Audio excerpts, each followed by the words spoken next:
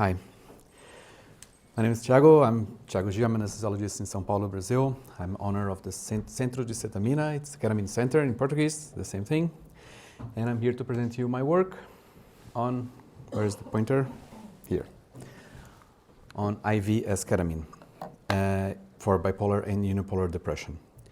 The conflict of interest is because I am the owner of the site, research site, of course. It's a big conflict. But the second thing is that Tatiana is the one here. I can see. Oh, where is it? Well, you can see. Slowly. Okay, now I get it. Tatiana was paid to do the statistical analysis for me. And we all know about ketamine, and you know about the racemic and the esketamine and everything else, but the esketamine is the only form available in Brazil since 2018. We don't have access to racemic ketamine, only to esketamine, even for anesthesia and other procedures.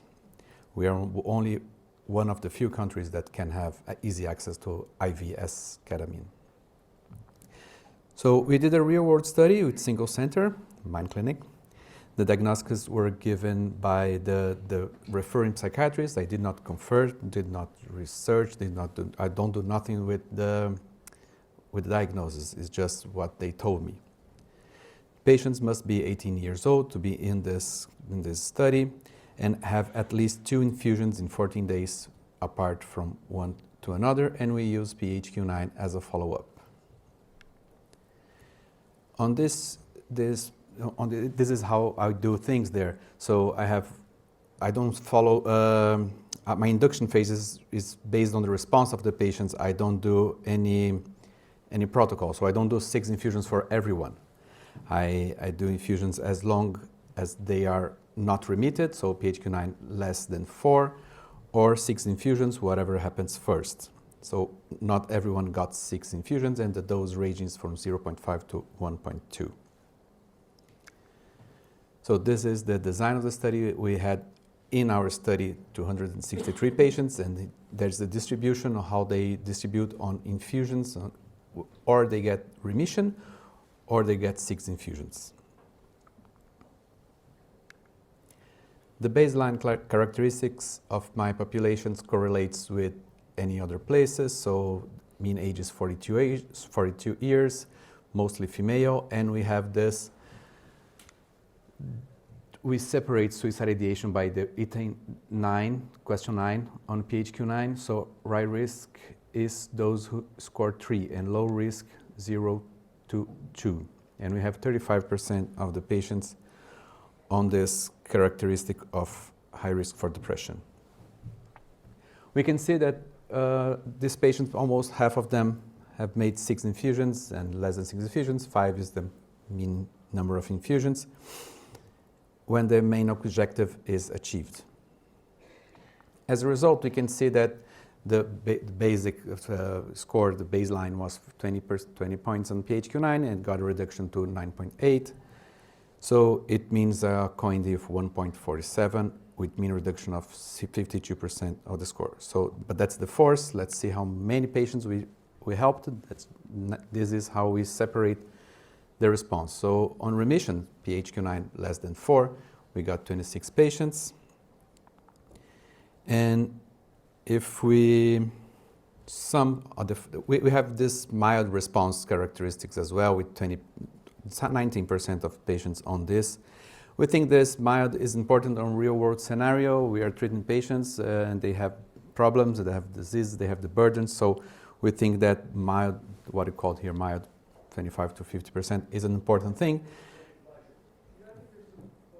And we see that failed 21% of patients did not move less than 25% of the response. So it's more probable that I can say to my patient, it's more probable that you get remission, they get fail on the treatment.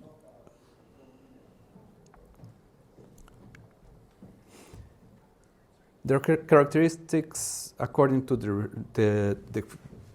where they fit. So we can see that the baseline PHQ-9 does not differ if there's going to have a mild response or a good response or remission, or the number of infusions they receive. So it doesn't matter how they get into the treatment. They might be on any one of the. So the prediction, we only find the patient age as a predictor for not responding. So younger people tend to respond better than older people. We can see that women and men are treated equal, even though women has more suicide ideation, but we can see on the graph how difficult it is to respond according to the age. We see in this Kaplan-Meier curve that on the, actually it's not the third infusion, it's actually the result of the second infusion, because every test is given to the patients before they do the infusion. So we can see that the second infusion is where the drop is the highest. So why does this matter, at least for me as a clinician? The patients say, I'm here just to do one infusion. Please don't do one, at least two. That's where you have more chance to respond to the therapy. And if we go further, we can help patients, but it's going to get a little difficult time to time. For the PHQ-9 question number 9, that means that's why we separate on 9, because if you think about suicide every day, we have more chance of dying, attempting, and even in the next year. So that's why we choose this cutoff. We can see that in the first infusion, 65% of patients get reduction, and that's I use for clinical as well. If you are suicidal, at least one infusion, please. That's why it's set to them. So at the end, further on therapy, it's harder to respond. So we see that when we can help 84% of patients going off the 3 to 2 or 1 or 0. We did not separate this. Unfortunately, 6% of the patients will not have a change in their score. This, comparing with other real-world data, we see that's pretty much the same for suicide ideation. A little bit different on measurement, on when they measure, how they decide that it's happening, that the suicide ideation is on, but most the same thing that we see in any other things.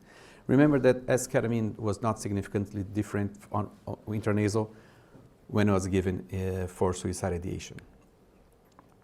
We can compare with other works from Oliver and McInnes that we have the same remission, almost the same remission. I cannot say if it's exactly the same remission, but we can speculate that it's a tentative conclusion that it's almost the same. We have the same, most of the same coin D. It's strong effect. That's really important.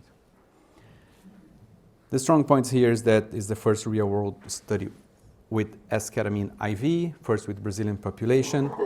We didn't see any difference outcomes from sex, from severity of depression, and the presentation.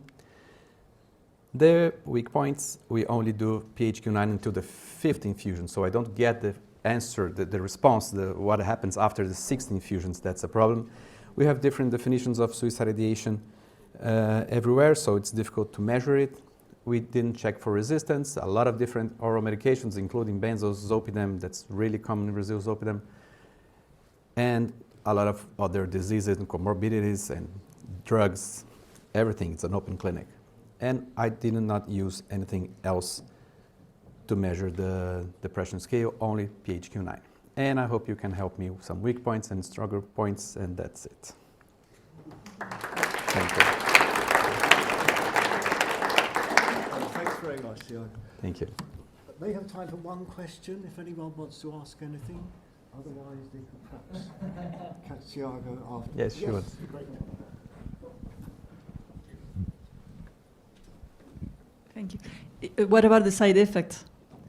And I didn't measure it, but I didn't use UKU side effect, nothing like this, but I can assure you I follow every infusion. It's the same as everything else. Everyone else is saying dissociation, nausea, vomit, headaches, nothing different.